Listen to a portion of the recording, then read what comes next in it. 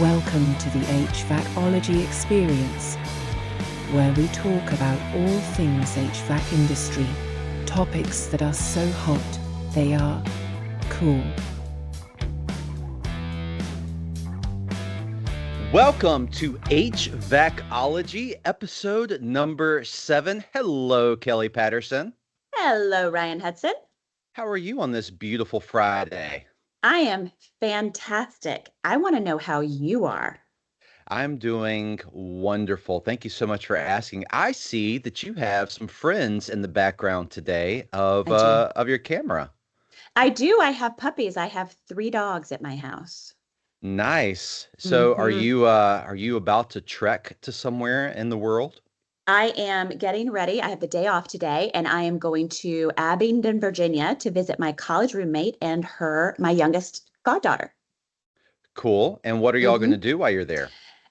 My youngest goddaughter is playing Ariel in The Little Mermaid. She has wanted to do that since she was 6 years old. We have a picture of her in an Ariel costume when she was 6. So my whole thing with her is that if you work really hard, your dreams can come true. Dreams do come true. Yes, they hmm are. That's So, right. were you a thespian at one point in your life? I've always loved the theater, and yes, I off and on I still dabble a little bit. Okay. Yeah, I do community theater every now and again, but not right now. What was But your I love it. favorite role? Mm. In college, I played in there was a dinner theater, a medieval dinner theater, and I don't Hmm. even remember the name of the role, but I was this queen and I was evil. And it was Uh, the best experience because I would there was one point because there was an audience interaction kind of thing, right? And at one point yeah. I came in, and as I come into the stage and I'm like whipping onto the stage because I'm mad at somebody, right? And as I come into the stage, this whole table stands up and they start booing me. And I take my finger and I'm like, silence. And then they were like, yeah. Yeah. So fun. So fun. That's funny. Did you Yeah. know that I was also a thespian? I am not surprised, Ryan Hudson. You do all the things. Tell me about it. All right, so I went to go get extra credit for college, and I Uh-huh. was in Theater 101, right? I'm a physics Oh, major, and yeah. I go to audition, Uh-huh. and guess what happened when I auditioned? You got the role. I didn't get just the role, I got You, the lead role. what? Guess Of what I course you am did. not, guess what I'm not talented at? What? Memorization. Really? I'm I, surprised by that. yep. I have to reinvent the wheel every single time I look at a job. It's the craziest thing. I Huh. can't, my memory is terrible. Ask Dan Epperson sometime. I will. Uh, So I that's actually had to ad lib almost an entire script because I remembered my first line and I remembered my last line, and I kind of ad libbed through it. All the other actors loved that I did that. Usually I, they hate that yeah, because I'm they being miss their sarcastic. cues. Okay. Okay. Yeah, I was like, usually that's not good. Yeah. yeah. But I have another question for you, Ryan Hudson, before we start. Yes, Um, ma'am. A, you've got this funny looking thing, this little animal on the back of your couch. What's that all about? That is a blessed buck. That is an animal that I saw while I was in South Africa. A real live animal called a bless bug? Yes, they're actually called blessed bucks for two reasons. One, Okay. they actually get a fly that lands on their nose and actually lays eggs. This is disgusting, and it goes into their nose and it causes them to sneeze. So, what do you say when someone sneezes? Bless you. Bless you. That's correct. So, and not just that, but when they do that, their heads always bow while they're walking. And so the people, local people, call them bless bucks. That's so cool. I That's love what that you they, brought one home. yep. My son actually did that. That's amazing. I have another question for you. Yes, ma'am. Why are you wearing that Hawaiian shirt? I am wearing this Hawaiian shirt today because today we are going to be talking about ESOPs with Mr. Jim Bingham. And this is our ESOP shirt. I don't know if you can see, but it has all the different companies' logos on the shirt. And so your team, Kelly Patterson, designed this shirt and sent it out to all the folks so that we could celebrate being a part of an ESOP. I love it. I love the shirt and I love our ESOP. I do as well. So today we have Mr. Jim Bingham, CEO of Hoffman Hoffman. Welcome, Jim. Hey, thank you, Ryan. It's good to be here with y'all. I've enjoyed following your show. I understand there's a real entertainment world buzz that you're the next Ryan and Kelly, right? I don't know who it is now. I think it's still Kelly and somebody else. Oh yeah, there was Yeah, a show. I there's a forgot show. about that. Yeah. I think But Regis and Kelly. used to be Regis and Kelly, yes. But then it was Ryan and Kelly, wasn't it? Then I it was don't know. Ryan and Kelly, and now somebody else. It's been a long time since I've been home during the day to be able to watch a show like that. But You don't watch that in your office? I don't. Huh, weird. I'm sure it's a good show. Oh, man. So, Jim, I was very excited to be able to talk to you today. My hope is that we get to just get a quick background about where you came from to get to where you're at today, and then my hope is that we get to hear a bit about what in the world is Hoffman, and then maybe dive into some of the things that you get to see. Really from your position, maybe kind of pull you away from just Hoffman and really just talk about your role in general for other folks that kind of have a similar role as you, as far as what it's like buying a business, merging a business in, kind of the mental the mental exercises you have to go through to make sure that you guys are going to be happily married as two different businesses. And then also I want to go into private equity groups, because that has really been, I nerd out a lot about it, a lot of different things. And one of the things that I've been looking into as far as the business world itself is private equity groups have really kind of grown and kind of they've transitioned a lot as far as what they look like in the industry, and would just like to get your take on that, and then maybe kind of end with kind of ESOP and where you think the business is going to go. Sound good? Sure, let's do it. All right, great. So, very first question: how in the world did you get to your position today? From high school. So take us you graduated high school, you had the whole world figured out, I'm sure, and then kind of take me through to where you're at today. Okay. Well, I grew up in Lexington, North Carolina, and went to Lexington Senior High School. I'm a proud Yellow Jacket, and I played football at Lexington. What position? I was a tight end. Okay. I was also a tight end. Yes, that's right. I remember that. So I did study while I was in high school too. That's part of my story. I went to Harvard to play football, and I hurt my neck actually a month or two into the season, and so that ended my football career. But there was plenty of other things to focus my attention on at Harvard, and studying and classes and meeting interesting people filled a lot of that void. And I after graduating Harvard, while in Harvard, I got into Duke Law School, decided to continue my education at Duke. I needed a year off, so I took a year deferment and came back to Lexington and coached football and taught middle school math for a year. Oh, fun! I didn't know that. Yes. Now, I probably needed a year off from teaching, honestly, after that. But I went on to Duke Law School and graduated from there in 2000. And from there, I had a more traditional legal career path. I worked for a federal judge for a year. Was a clerk, great experience as a lawyer. And then I went to work for a law firm called Robinson, Bradshaw and Henson, headquartered in Charlotte, North Carolina. Great law firm. Literally wrote the book in North Carolina about corporate law. And I worked there for guess it was 4 years. And it was a great experience for me. That firm, in your first year of practice, they move you through every practice group.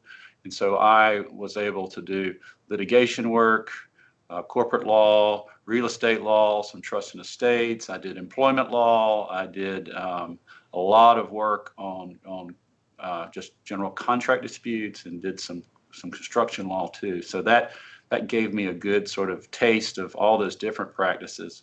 I became a litigator while I was there. And, honestly, I found the practice of law challenging, intellectually stimulating. I respect those that can do it well, but it wasn't for me. I've always sort of had more of an entrepreneurial perspective, and just my personality as a litigator. You're plugged into someone's fight, right? There's a disagreement to the point that there are lawsuits being filed or about to be filed, and you're having to work through that, and that work just didn't really appeal to me. I'd find myself in a conference room representing a client, and I wished I was sitting in the client's seat. And so I had an opportunity to go in-house with one of my clients, a heavy equipment rental and sales company, and I did that. And I was in-house counsel there for a year, and my role quickly evolved to being as much or more business than legal, and I became the CEO there of that company and did that for, I guess, 6 more years. I came to Hoffman Hoffman, a similar path. Started off as GC, but I think I and the owner at the time had aspirations for me to do more, and fortunately that evolved. Became the COO, and my responsibilities increased, and then 3.5 years ago became the CEO. So that all that path was just so I could get to sell HVAC equipment someday. That's funny. The playing tight end, one of the things that I learned is they say, oh, you're taller than 6 foot and you can run faster than 5 seconds on the 40-yard dash, and you can kind of catch. Let's put you at tight end. Yeah, that's kind of you're right about that in some ways. But tight end's the great position, right? If you like to block, and I like to block, right? You're in the trenches, you're knocking around down there, but you also get the occasional glory of catching the pass. That's the best. But I assure you both, the only person that remembers my football career is my mother. That's it. But I all in that story, right? Football, practicing law, going to Harvard, teaching school for a year, coaching, right? That all has certainly been big influences in my life, and shaped me to who I am today, and influenced the way I'm a CEO. Well, that's one of the reasons why I'm excited about talking with you today, Jim, is not just your role, but you have this weird thing called common sense that I've found every time I've talked with you. And so I've really appreciated that. I think that's going to be helpful for our business going forward, and I think that's helpful for your role. I think that's the Davidson County in me, Ryan. So tell me, if you were to run into Susie, the soccer mom, in the grocery store, and she asked you, Jim, I hear you're running this little business, Hoffman. What in the world is it? How would you answer Susie, the soccer mom, as far as what in the world is Hoffman? First, I'd say we're about really big mugs. Mm-hmm. I mean, for those of you listening, he just took a sip out of a gigantic mug. Gosh, yeah. Bigger than his head. Yes. No, we do all things commercial HVAC, and by that we sell a commercial HVAC equipment, and we represent over 80 different manufacturers. And by all things, I mean from grills and grates and louvers and dampers and ducts and air handling units and outdoor air units, chillers, boilers, pumps, electric drives. I mean, it is across the board. If you need it, we sell it. That's part of our business, and we have 2 companies that do that. We also have a HVAC controls business these you sell all that equipment and lots of different manufacturers. Think about a big data center, buildings the size of football fields times 2, 3, 4. And you have all this equipment. You've got to be able to integrate it, and so that it can be controlled, right? And it's not just the thermostat on the wall. There's a lot of programming that goes into that, and it needs to be centrally dashed so that a facilities manager can, pay attention to not just temperature, airflow, humidity, and that's what goes into sort of HVAC controls. It's very complex, and we have a lot of engineers and programmers and very smart people working in that. And then we have our service business, and that ranges in the complexity of work that the service business does, but it might just be the school calls. The HVAC is not working, and that's something we want to do, get out there and help fix their issue. We sell preventative maintenance agreements. We do repairs and maintenance work and some smaller scale project work. And so that's really it. I mean, ideally, we try to circle the customer for all needs, HVAC, right? We'll sell you the equipment, we'll implement your controls, and we'll service your system going forward. I think to be a good partner to your customer, I almost feel like you have to have all of those different businesses, because a customer, a lot of times they're not, they care about their air conditioning, right? They want to be cool, or if they have a process, they want to make sure that the process is running correctly, but they don't want to get into the nuts and bolts of it. Today's world is a world where they want to grab that person and they want them to be the solution for that. And I think that that's the reason why you have to bolt on a controls company. That's the reason why you have to bolt on a service business to be able to be the startup warranty for the pieces, those 80 plus lines that Hoffman offers. And so it's kind of a natural progression. I think you're right, and it's all about serving the customer. And if we can be the easy button for the customer, and if we're hiring the best people who are bringing value, who are working hard, who share the customer sense of urgency, then we will be the easy button. And selfishly, right, if we are being all things to the customer, there's a real stickiness to the relationship. And our service people are out there doing good work. Piece of equipment needs to be replaced. Well, we can replace it, and we'll bring in our other company to help with that. Yeah, and I think maybe to add to that, the customer that is Hoffman is the mechanical contractor. So the service arm can come alongside them and help them with startup, and then making sure that the right piece of equipment is selected and make sure that equipment has the right brains behind it. Or the customer might end up being an end user that there's just a long-standing relationship with, and that we can work with the local mechanical contractor. We can work with the controls folks, and I think that's something that has been a delicate balance that I feel like Hoffman has done a very good job of. Mm-hmm. I agree. Yeah. So, all right. So we've explained it now to Susie, the soccer mom, and if we could transition just a little bit. Jim, we talked about this beforehand, but we haven't really told the listener. The hope is that this is part 2 of a 2-part series. We talked last week with Dan D'Alperto about kind of that $1 million-ish dollar business to that $20 million-ish dollar business. And now my hope is that we start talking about kind of bigger deals, not going from selling from one individual to the other, but what's it look like from a business to business? So you've grown this business, and you have the desire to sell this business. Like, kind of walk me through, because you've walked through mergers, you've walked through all kinds of purchases and whatnot. So kind of walk me through, what's it look like? What are you looking for when you're trying to make sure that two companies can marry well? Yeah, it's a good question, and there are a lot of options there. Mm-hmm. And if you're selling your business, if your goal is just for your ship to come in as much as you can get, you've built something, you deserve it. Let's take the money off the table, and you're not really worried about day 2 right? Meaning after the sale, what happens to the company after that fact? Then your choices may be different.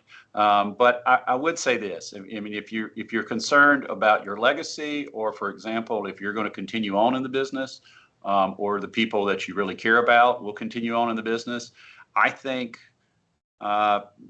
making sure there's a cultural fit should be at the top of your list. Mm-hmm. And what do I mean by that?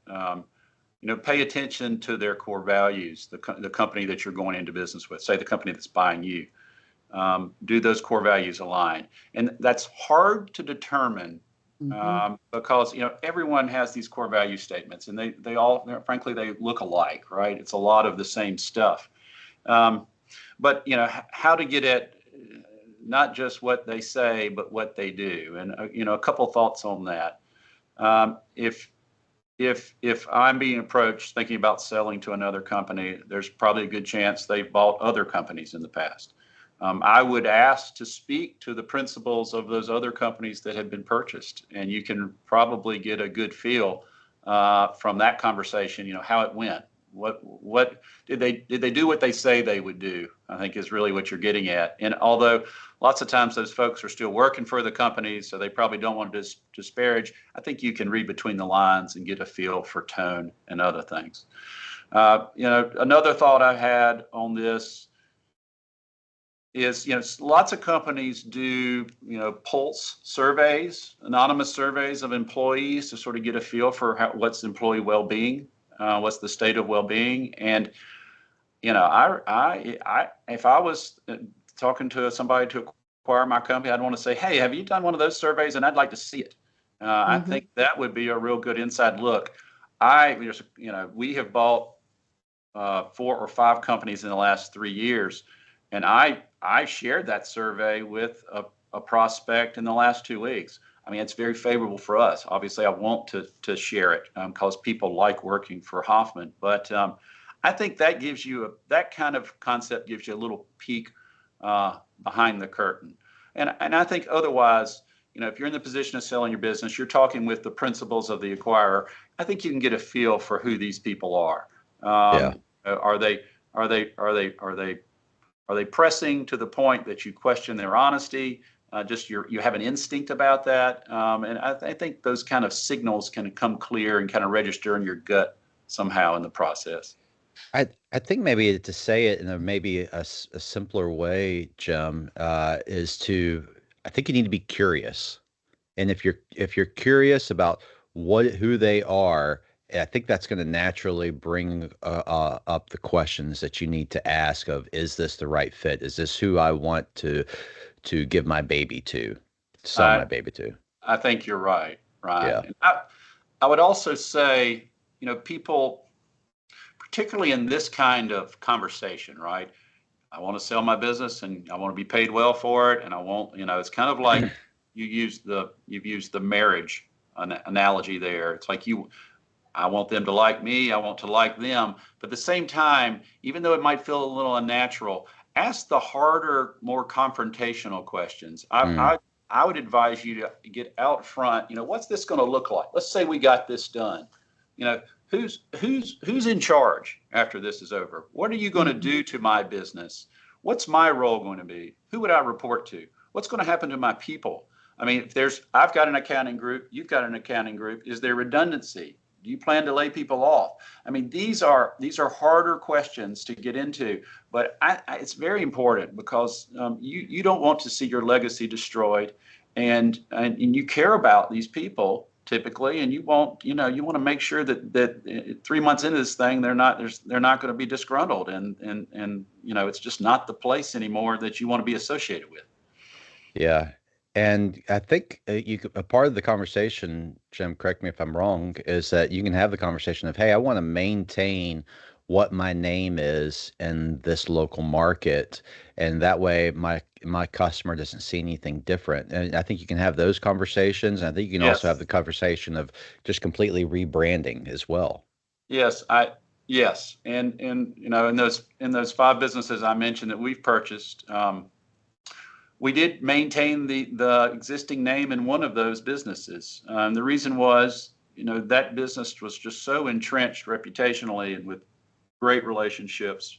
And we really were, we didn't want to, we weren't going to make any changes to staff. We wanted to keep them doing what they're doing and the way they're doing it. And it just made sense to keep that name in place. I think though the default is to change the name.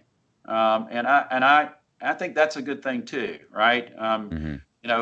You're being acquired by this new company. That company wants to sort of bring about its corporate reputation, its culture. It's a new day, and I think that's a statement of it's a new day. Not necessarily what was before was bad, but it's a new day, and you don't want this team that's now part of your organization to feel different or isolated from the rest of the company, right? That's a challenge too. And by having the same name and being part of the same organization, that helps make the transition, work better too. And so that's the other side of the name change. Is it possible? I just ahead. have one real quick question about the alignment of those values, Jim.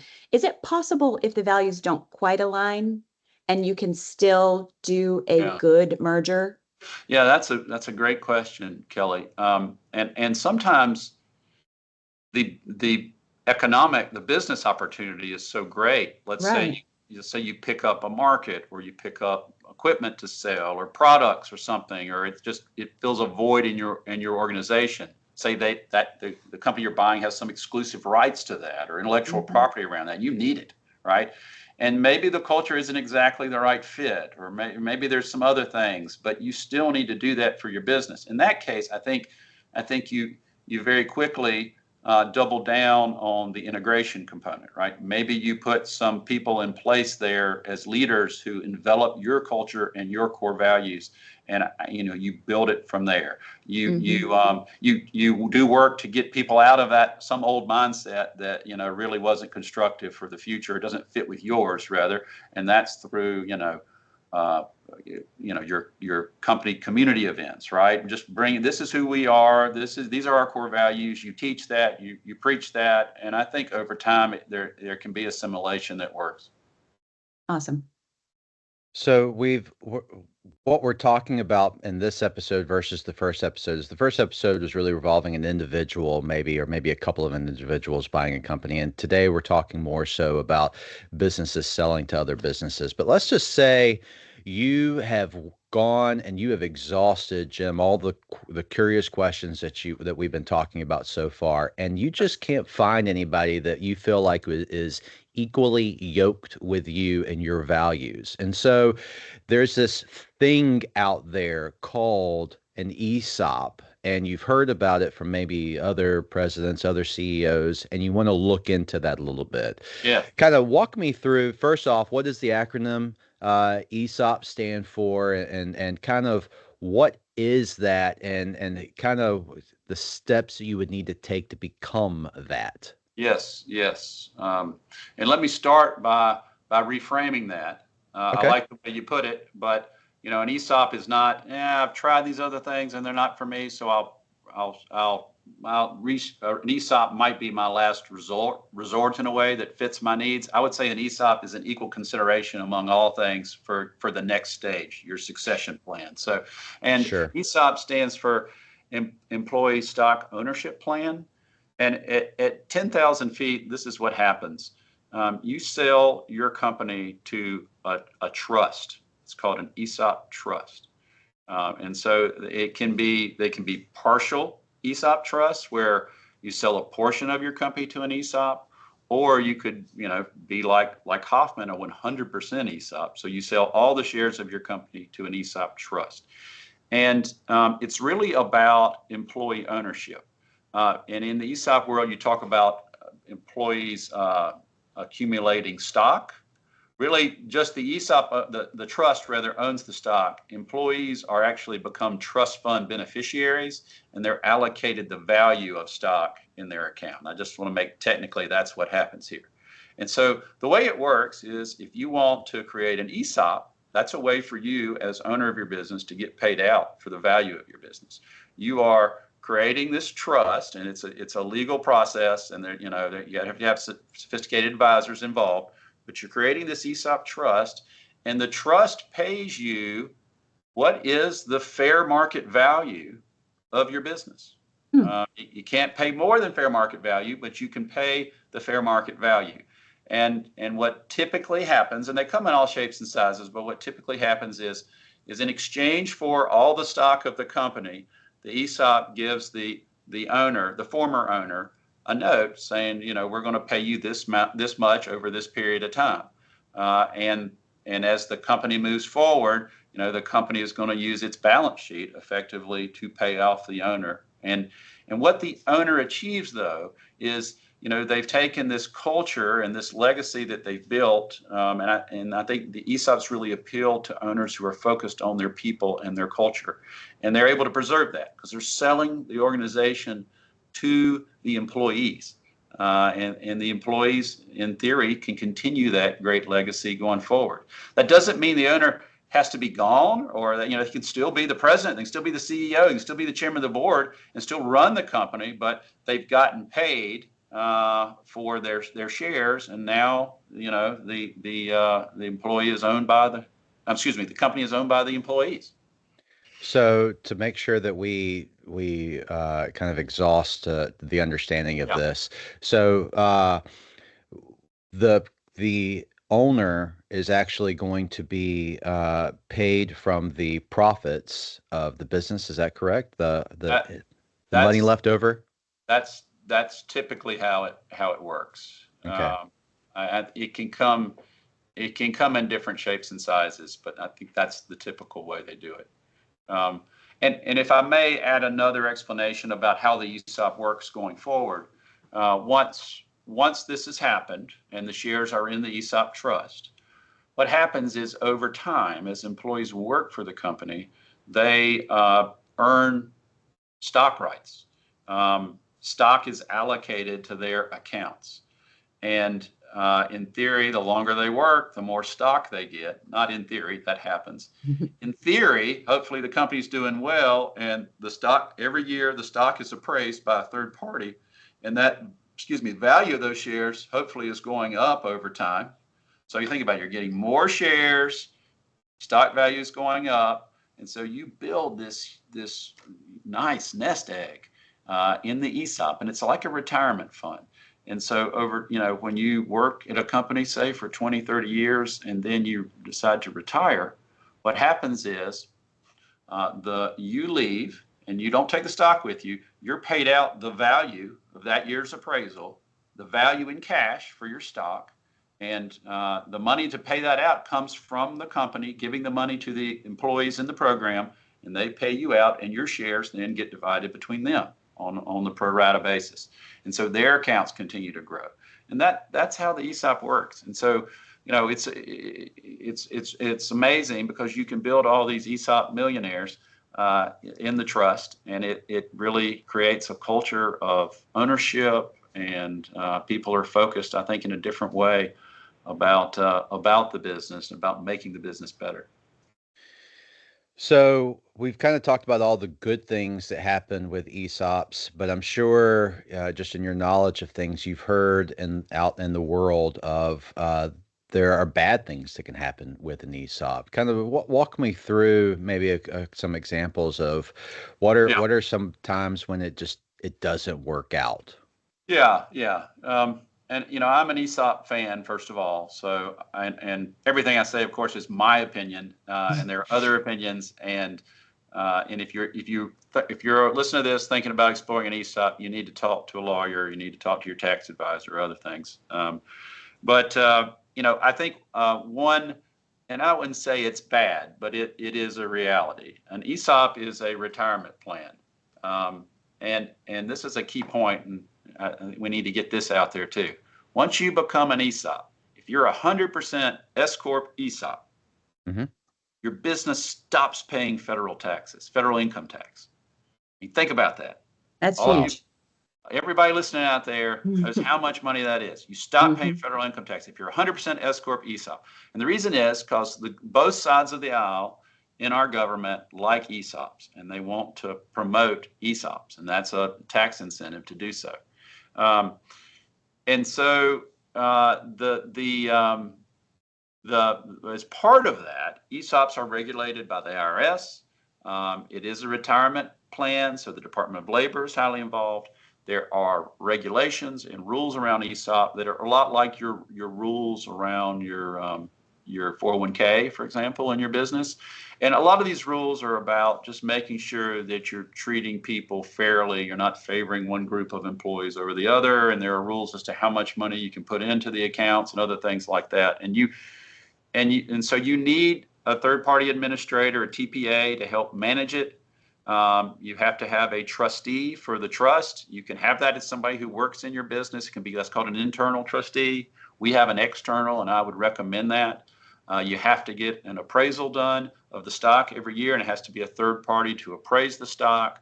We have an audit done of our ESOP every year, and so there's a lot of other administrative burdens and costs, right, in having an ESOP. And you really need to be the kind of company to dot your I's and cross your T's, because there are a lot of moving parts to an ESOP. And so I'd say that administrative burden is maybe one of the, good, bad, and the ugly. Maybe that's more the bad side of it. It's good, and I think that the intentions are good and in the right place, but there's just something to do as a company to manage that. Another item, when you hear about why some ESOPs fail, it's still a business, right? I mean, there's not going to be any money to put in people's accounts unless the business produces. And so I think some of those ESOP horror stories are more about their businesses just failed versus the ESOP fails. But there is this, I think, concern or intention that you have to have if you're running an ESOP. You have to be focused on what they call the repurchase obligation. And that is, as those people's stocks accounts grow and their shares get more valuable over time, and then they decide to leave, you need to be able to pay them out. And you're not asking your employees to use their own money to pay them out. The company is funding those payouts.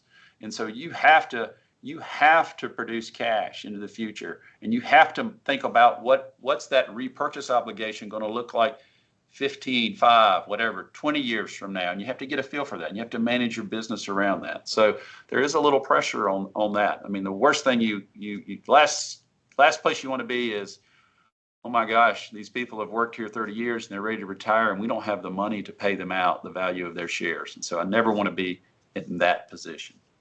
Yeah, it's a great point that you need to make sure that just another layer of why you need to make sure your cash position is in a good place. And since you're not paying federal income tax, you ought to be in a better position. Put that in the bank. That's right. That's right. Jim, as an S Corp, is there a federal minimum that you have to pay employees each year into their accounts? There is not. It depends on how well the company does. Okay. But, this is what we say to our employees. People say, you've heard the saying, I'm working for the man. Well, guess what? In an ESOP company, you are the man. But the other side of that is you got to earn your success. If we produce, the money comes back to you in an ESOP, unlike a traditional company. But if we don't produce, there's not money coming back, and the company is not required to send money back if it doesn't have it, right? And that's in line with spending too, right? Like, do you think employees in an ESOP company spend less? Kelly, that's a great question. I do think they treat the company money more like their own. And here's an anecdote. At some point, we did a presentation to spouses also about what the ESOP means. And one spouse came up after the presentation and said, Mike would take a business trip, and he'd work for our controls business, and he'd be on his computer on the weekend looking at hotels, and he'd spend 20 minutes like looking at hotels and really vetting them and thinking about it. And this wife said, I just told him, Mike, the company's paying for it. Just book the hotel. Let's go to this picnic.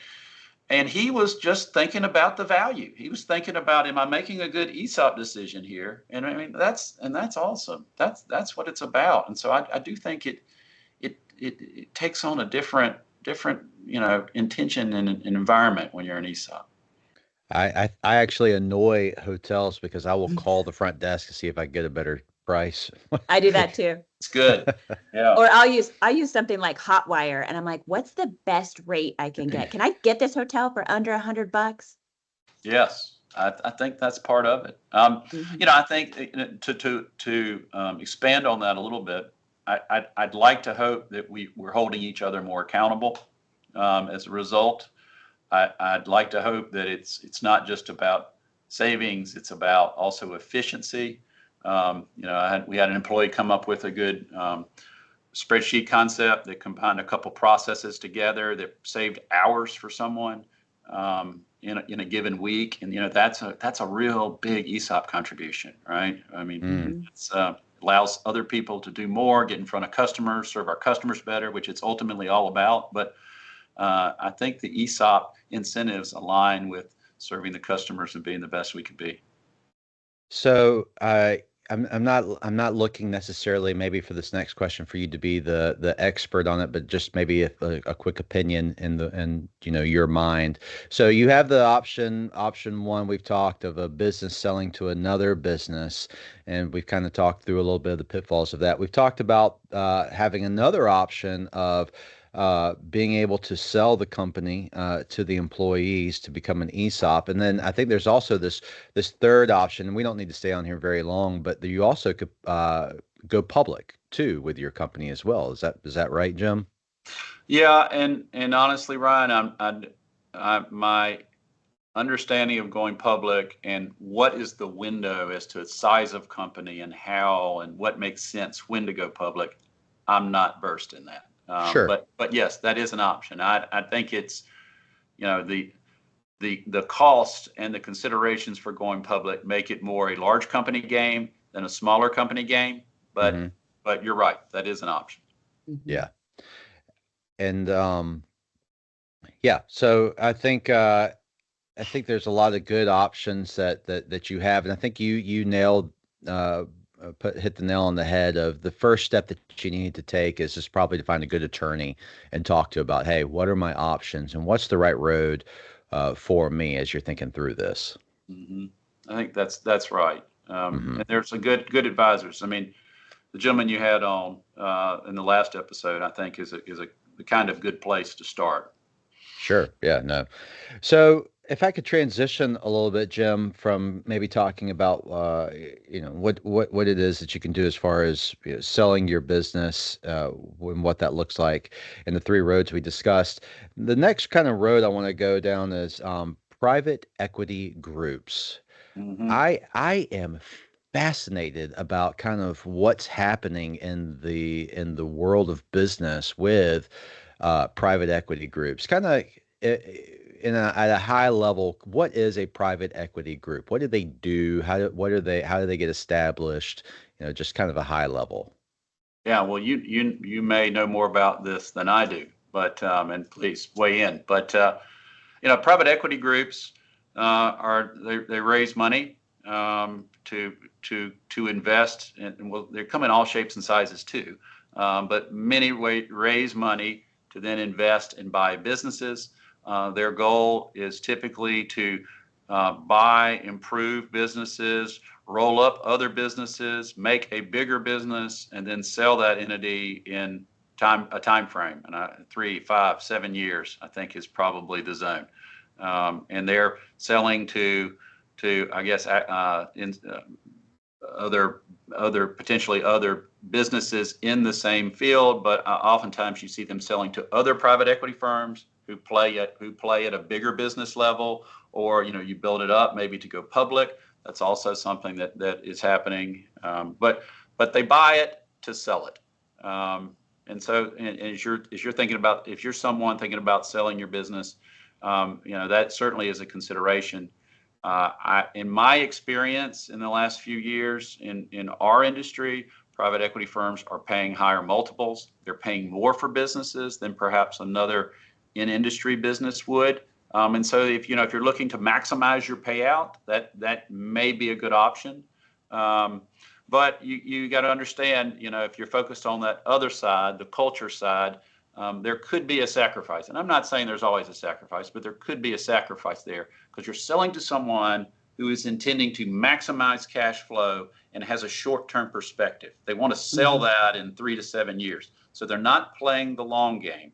And at some point in there, it's about how much free cash am I producing today because I'm going to get paid more for it. And that's what they do for a living. And I understand it. And so, you think about the future. Are they going to be able to pay the same commission plan they have now? Are they going to keep as many people employed as they have now? Are they going to start making short-term financial decisions over long-term, what's best for the company and for the people? These are the things you need to think about. And when you care about your legacy after the sale, thinking about a private equity firm is those are some considerations. And again, not all pegs are the same. I think I see some that seem to want to buy, for example, in the HVAC industry, they'll buy any rep they can that is available for sale. It kind of feels that way. And does that mean that those reps, their business models, how they go to market with products or otherwise, their cultures, are they necessarily a fit? Or is it just a race to get to see how big I can get as quickly as I can get so I can go to that next step, which is a sale or going public? And what does that really look like when you had this conglomerate of all kinds of different companies and there hasn't been careful attention to culture? And, as you gathered from this conversation, I think a lot of culture, and I think that has to be a careful decision. And so, everybody has heard private equity firm horror stories. I think some probably work well, and I understand the role they play in finance, and it's interesting to me too, Ryan. But if I was an owner and I really cared about my people for the long run, I would be very scrutinizing if I was considering selling to private equity. Yeah, and so it seems like private equity groups are very interested in the trades businesses because we can our our podcast is called HVACology, and so to stay kind of in that HVAC world, HVAC businesses can be, if they're ran well, can really be a cash cow for a private equity group. And so I think that's the reason why they're willing to pay such a multiplier to be able to purchase them. But again, if you're talking culture, you don't know what you're going to get. And that's when it's harder to be kind of curious as far as what their plans are, because their plans are to maximize their ROI. And a private equity group is really, in my mind, kind of another vehicle, another arm for people who are looking to be able to maximize their dollar. They've invested in the S&P 500. They've done individual stocks, and really what the private equity group allows is it's another vehicle to be able to purchase a hard physical company with real assets, and to be able to maximize that and kind of sell it on to what we talked about earlier. And that's a good point. And if you're considering selling to a private equity firm, one thing to think about too is sometimes you see the structures. You're paid something up front, but then the rest of your purchase price comes over time, an earn-out kind of arrangement where you produce certain whatever thresholds or certain things happen, and you get the rest or you get more. But are you in control anymore? Right? Who's running the business? Are you running the business at that point, or is it the Wall Street guy who, and I can say this with full hypocrisy, who's not an HVAC person, right? And so these are things you have to think about. Jim, I would say you're an HVAC person at this point. Thank you, Kelly. I appreciate that. That's the best compliment I've had in a long time. Thank you. Yeah. So we've dived into B2B purchases. We've dived into what it looks like to set up an ESOP. Talked very briefly about going public, and then also private equity groups. Kind of one of the things I wanted to kind of close with, Jim, is where do you see, and the reason why I'm particularly interested in your answers is because you get to see things kind of at a higher level. Where do you see the HVAC business going in 10 years? And if you don't mind, let me preface a little bit. About uh, well, probably about 10 years ago, I was sitting down with one of the executives with my former employer, and one of the things that he said was is that they, as a company, did a bunch of research, and they were a Fortune 40 company. They were a big business, and one of the things he said he did was is that they paid a lot of money in research on where is the HVAC business going, and what they found was, and their research was, is that really you're going to start seeing all of these smaller businesses being purchased and kind of merged in, and you're going to see everything kind of coagulating a little bit. Everything's going to kind of get sticky and grow. And I think that's the reason why we're seeing the private equity groups kind of being a part of the conversation today, where maybe it really wasn't that big of a conversation 10 years ago.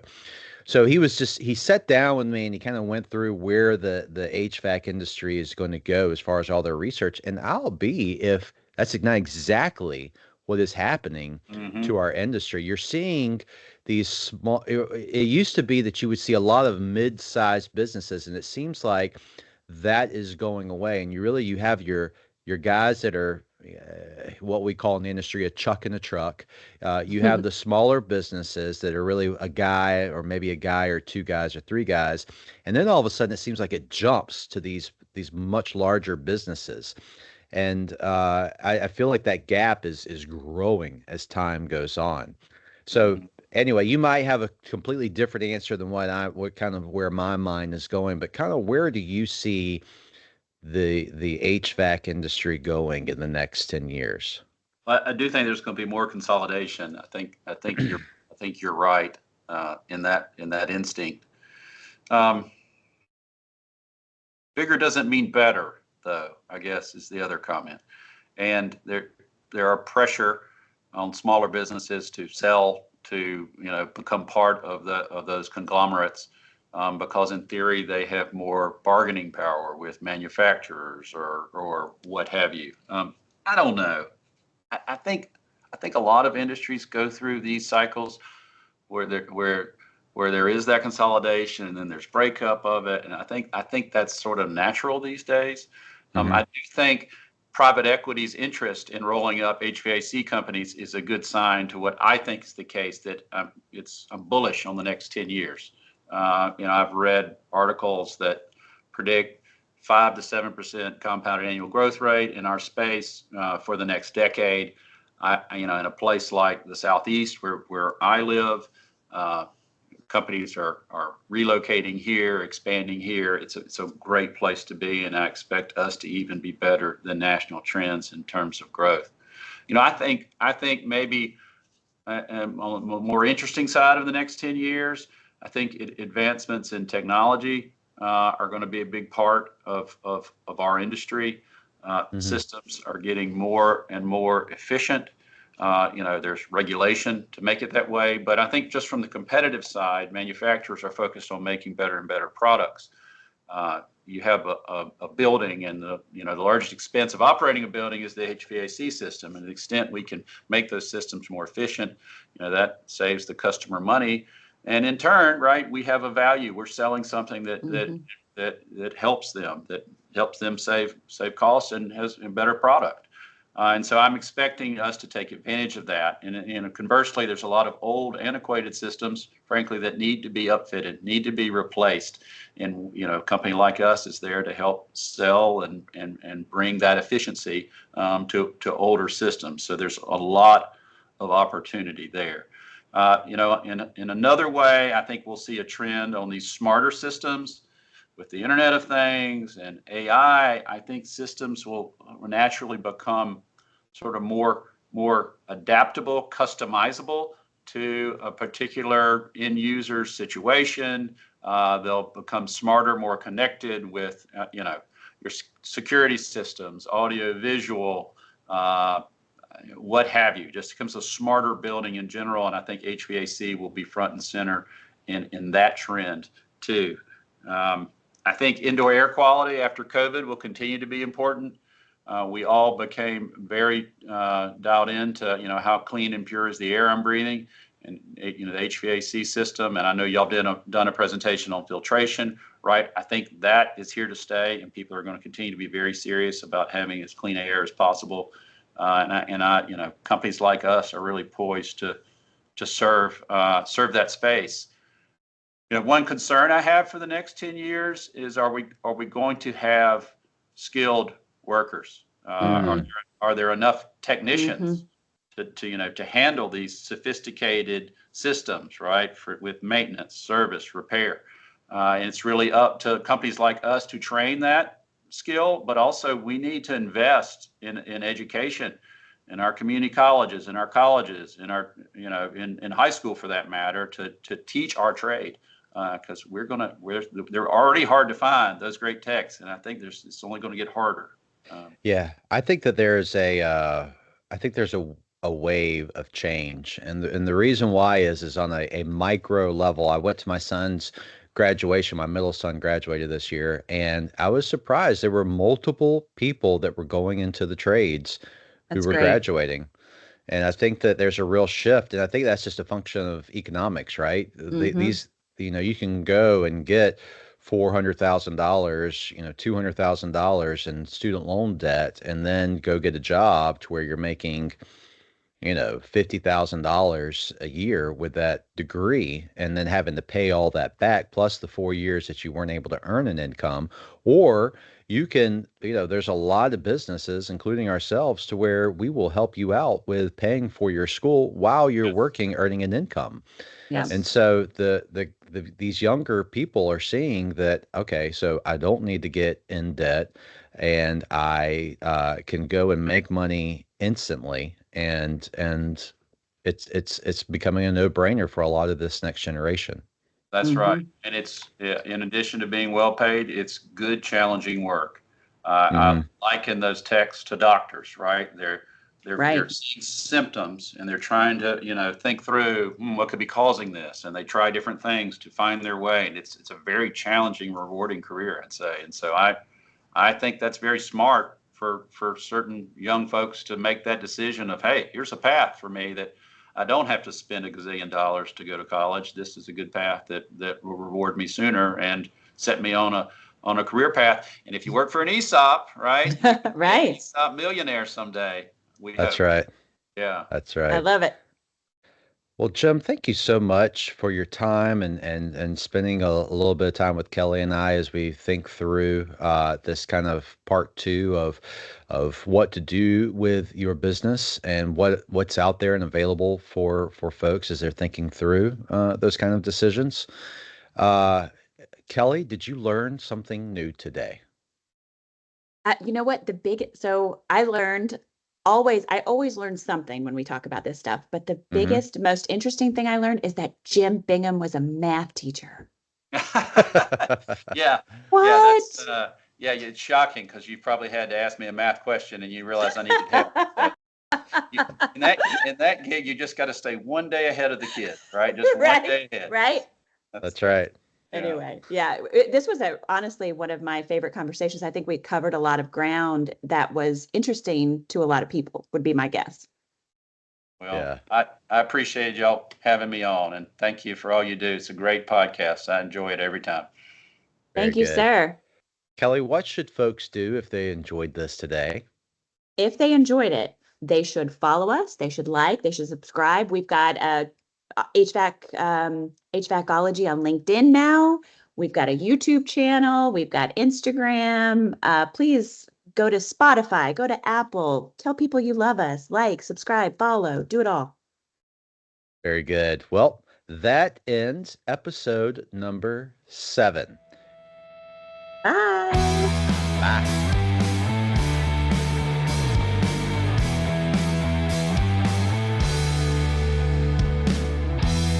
Rocket past Saturn, things don't seem to matter much to me anymore. Got lost inside a daydream. Get sick of all schemes they play on their machines. I lost so many words as I got older. You would have thought I would have stored them, and I'm on your love folder. I accidentally wrote these words down. Thought all the best of me faded in an endless sea. But you always bring me back at your blue eyes. 20 years of staring at that freckle on your left shoulder. Who would have thought all I needed was to think of you to bring back the words inside? But you always bring me back at your blue eyes. 20 years of staring at that freckle on your left shoulder. Who would have thought all I needed was to think of you to bring back the words inside of me?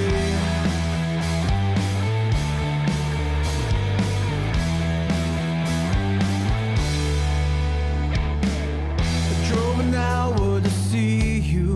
Things just seem to matter more to me anyway. Got lost in reality, no answers to cancer, we never got to talk. Lost so many friends as I got older. Wish I had the strength to hold you a little bit longer. Always meant to write these words down. Thought all the best of you faded in an endless sea. But you always bring me back at your blue eyes. 20 years of staring at that freckle on your left shoulder. Who would have thought all I needed was to think of you to bring back the words inside of me?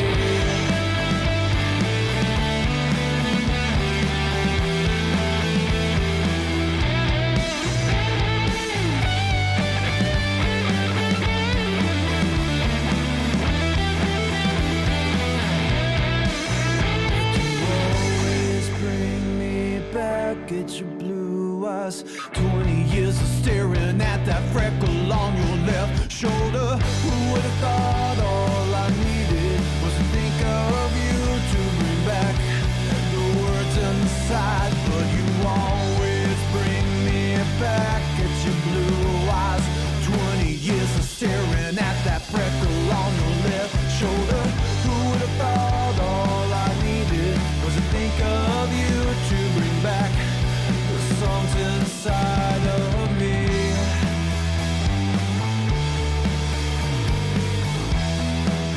You were always inside of me.